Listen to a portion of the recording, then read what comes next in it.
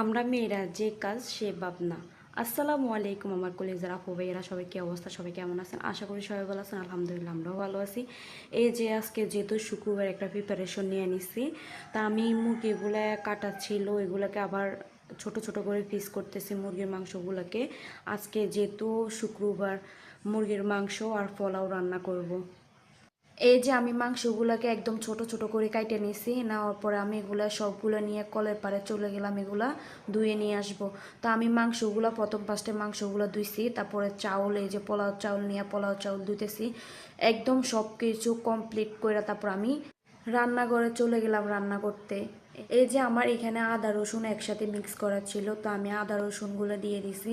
তারপর এখানে হলুদের গুঁড়া, মরিচের গুঁড়া দিয়ে দিলাম। তারপরে এখানে মশলা সব কিছু আইটেম দিয়ে দিছি।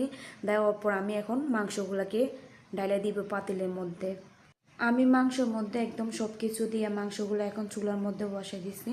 তারপর আমি পোলাও চাউল বসাবো আর কি, পোলাও রান্না করব। এই যে আমি পোলাওটা রান্না করার জন্য একটা পাতিল বসাইছি। পাতিল বসানোর পরে তেল দিলাম, তেল দেওয়ার পরে পেঁয়াজ, আদা রসুন, তারপরে তেজপাতা, এলাচি সবগুলো দিয়ে দিচ্ছি। দেওয়ার পর আমি চাউলটাকে ঢেলে দিলাম। দেওয়ার পরে ভালো করে চাউলটাকে একদম আমি তেলের মধ্যে ভাজা ভাজা করে ফেলবো।